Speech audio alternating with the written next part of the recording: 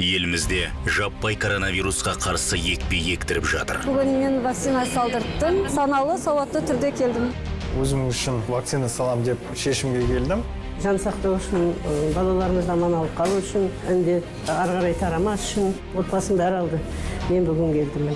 Адамдар вакцина салмаса, осылай карантинда қалып өмір сүреміз. Ол дұрыс емес. Бір жылдан асты ғой, қандай жағдайдамыз бәріміз. Немерелеріміз мектепте оқиды, бәрі сабақтарына бара алмай үйде отыр. Ол өте дұрыс емес деп ойлаймын. Осыған дейінгі пандемияларды вакцинация арқылы дүние жүзі жеңген. Ауызбіршілік пен жауапкершіліктің көрінісі. Ата-анаңыз ауырмас үшін денсаулығын сау болғаны маңызды. Жақында анам коронавируспен ауырып қалды.